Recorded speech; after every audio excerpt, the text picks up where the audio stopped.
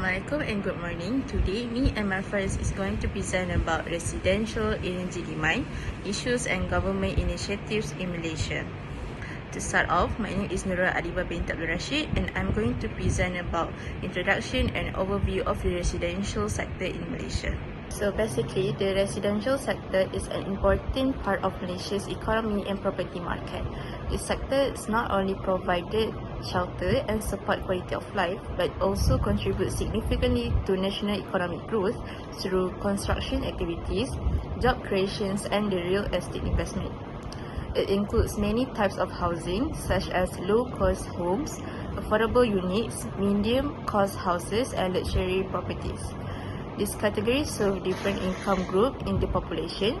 Low-cost and affordable home targets low and middle-income earners, while medium-cost and luxury properties cater to those with higher purchasing power. This variety ensures housing accessibility across social classes. This sector is influenced by government policies, the economy, urban growth and population increase. Policies such as PRYMA, which is Prima, and My Home aim to improve housing affordability, while economic factors like income level and interest rate impact buying trends. Meanwhile, urban development and rising population drive the demand for more housing units nationwide. Moving on, with rapid urbanization has shaped the housing scene in Malaysia. More people are migrating from rural areas to urban centres in search of better job opportunities, education and facilities, which increase the demand for housing in cities. Cities like Kuala Lumpur, Selangor, Penang and Johor Bahru have high demand for homes. These areas are economic hubs drawing both local and international migrants, which makes them hotspots for residential development. As a result, more high-rise buildings, gated communities and planned townships are being developed in urban, suburban areas. To accommodate the growing urban population and the scarcity of land, developers are focusing on vertical living and integrated residential developments with improved infrastructure amenities. And lastly, as the number of residential properties continue to grow, so does the demand for electricity and other forms of energy in those sectors. More housing means more households consuming energy for lighting, air conditioning, cooking and daily appliances, especially in dense urban areas. Understanding the residential landscape is essential for addressing energy usage patterns, identifying related issues and shaping effective government initiatives.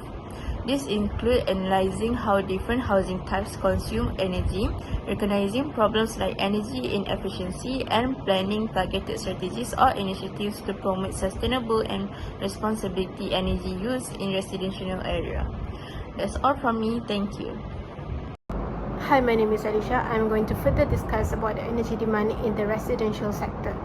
Firstly, we are going to start with the overview. Energy demand commonly refers to how much energy is consumed. So to discuss energy demand, we naturally have to talk about where and why energy is being consumed in home.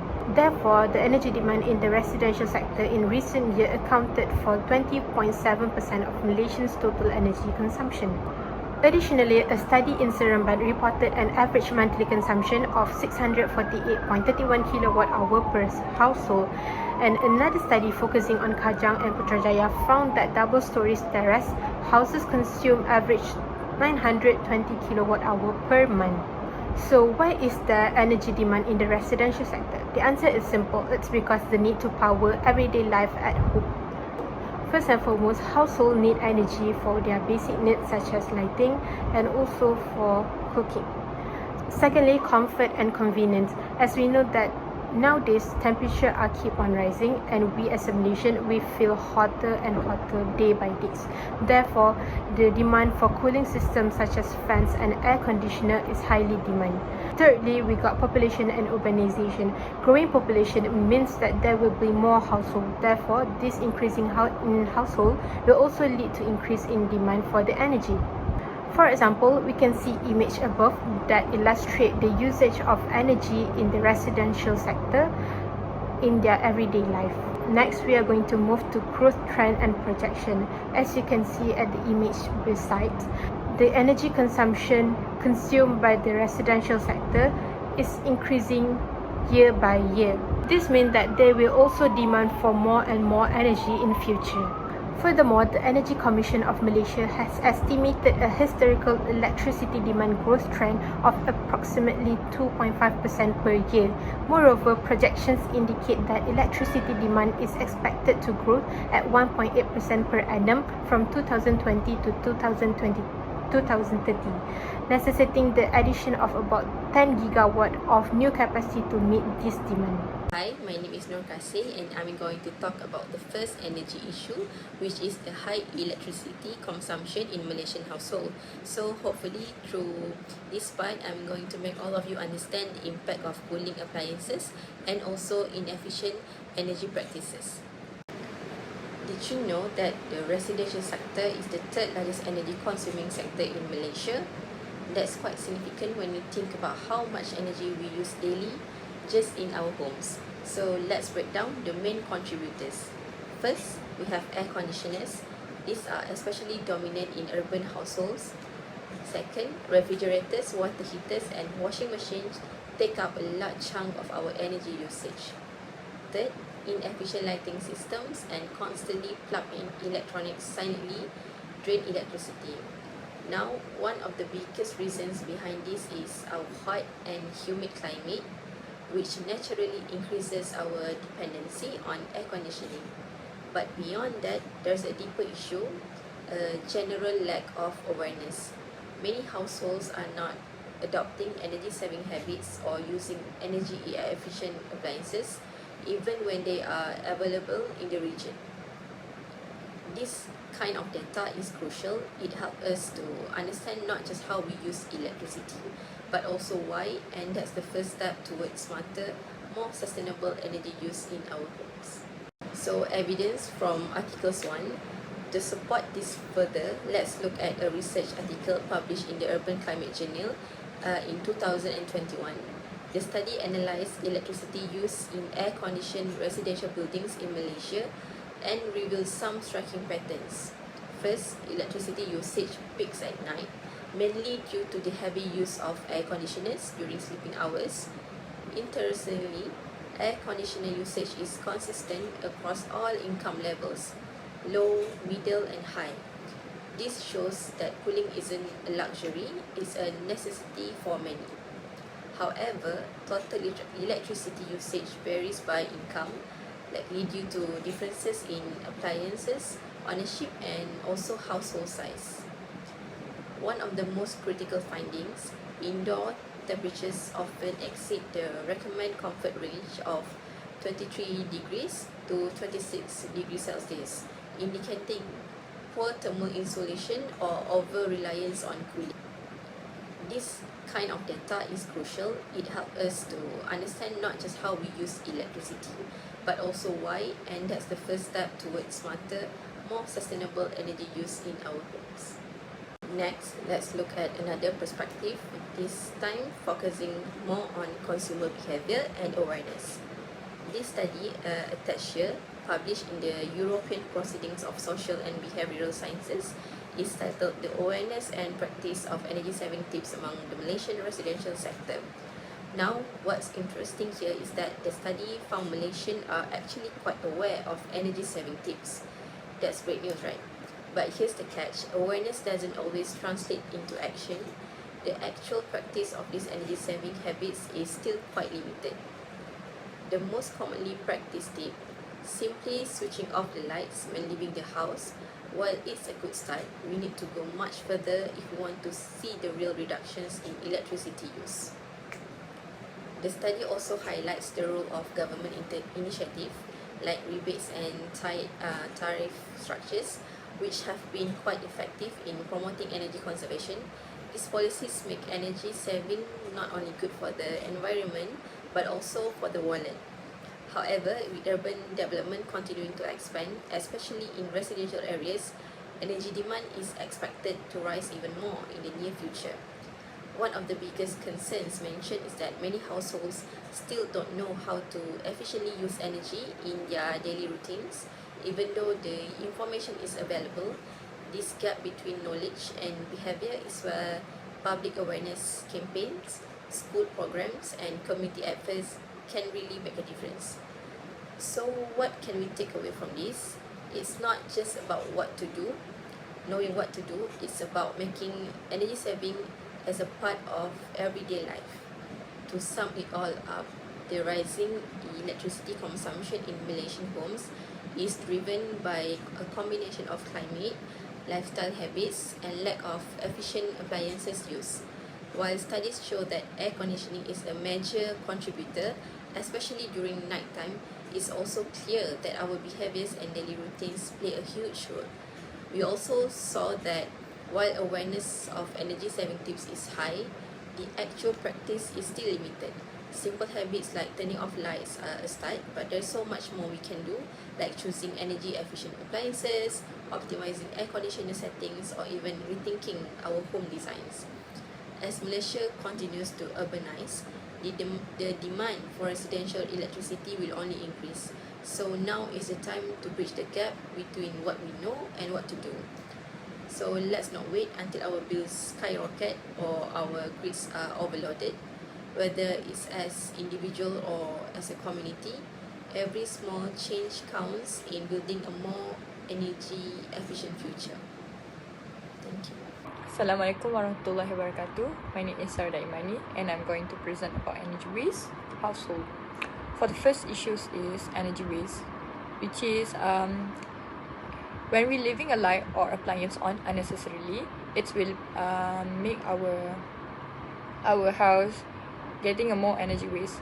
Also, by standby mode in TV, PC will become a phantom load, which is phantom load is a standby mode or standby power that can it's turned off but it's still plugged in our electricity. Next is poor insulation by using an aircon or unconsciously by overuse the aircon. And lastly, by using an oil or energy which is inefficient appliance, because nowadays we having stickers about 5-star energy, which is more efficient today's work. And then, for example, for these issues energy waste, which is households using old fluorescent bulb and an outdated fridge might pay 30% more on electricity each month, which is by using old bulb and not using an LED might getting pay higher than unusual we have to pay. So issues number 2 is lack of renewable energy use. From this article, it have in fact that solar panel installation is 10k to 20k, might having a higher upfront cost that might getting people not buying or purchase a solar panel. That is why people always use like something cheaper than renewable energy. Next is limited awareness of net energy metering. And lastly is complicated application and installation process. Like nowadays, people always getting a new technology, which is can getting to getting in more efficient in technology. However, because of the complicated application, they might using more cheaper and then more the inefficient technology. For example, less than 5% of Malaysia's home have adopt solar energy despite of long-term saving and government scam. Okay, from these two issues, what can we do as an individual about this inefficient energy waste? So we have to turn off unused light and appliance completely, and then replace bulb into the LED light. Next, we buy a 5-star rate energy efficient appliance and install a smart plug to cut off the standby power. And lastly, by consider to purchase solar panel and use NEM to sell back energy to TNB. For example, by using this, a home switching to LED bulb and 5-star fridge can save 60 ringgit per month on electricity. So that's good, right? And lastly, what can we do as a government and community? So we increase the rebate and subsidy for a solar panel system, and then we provide a low interest financing or installment plan. And second last is run awareness campaign, like the example that I have put it in my slide. And lastly is simplify digitalized solar application processes. Thank you. Lastly, we have government policies and initiatives. So some of them are first, net energy metering or NEM, where all the Malaysians are able to generate their own electricity, installing their own solar panels on their rooftop, and they can also sell the remaining extra electricity to TMB grids. Next, we also have minimum energy performance standards, whereby all the manufacturers in Malaysia that manufactured facilities like oven, microwave, refrigerator, they need to certify and test their products before importing or being sold in Malaysia.